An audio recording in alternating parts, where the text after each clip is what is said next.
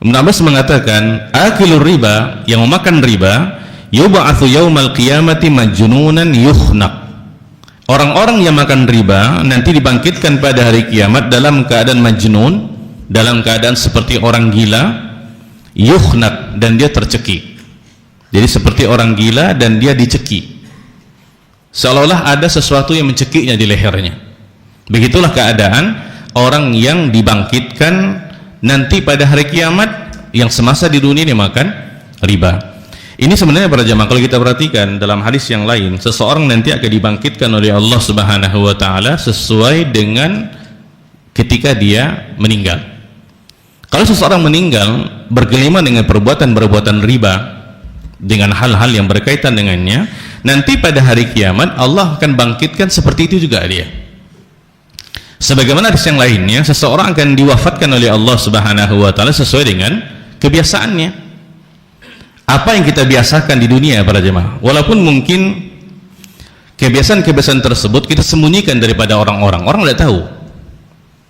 Nah, nanti pada ketika Allah Subhanahu wa taala mencabut nyawa kita, maka keadaan kita persis seperti kebiasaan kita yang mungkin kita sembunyikan daripada orang lain.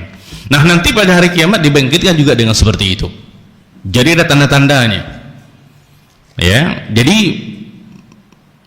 mati dalam keadaan husnul khatimah itu bukan berarti mati ketika kita sujud harus seperti itu, enggak para jemaah. Mati ketika kita baca Quran, enggak. Karena Nabi Shallallahu alaihi wasallam di mana meninggalnya para jemaah? Dia tersebut tidur. Bukan ketika beliau membaca Quran, bukan ketika beliau salat. Abu Bakar juga seperti itu, Umar juga seperti itu, orang-orang yang saleh.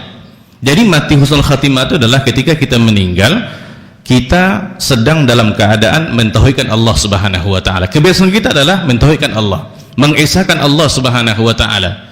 Kebiasaan kita adalah menjauhkan diri kita dari perbuatan-perbuatan dosa dan maksiat. Nah, ketika kita meninggal, sekalipun di atas tempat tidur, maka kita dikatakan mati husnul khatimah. Bukan berarti harus senyum, bukan berarti harus wangi, yaitu yang mungkin familiar di masyarakat gitu.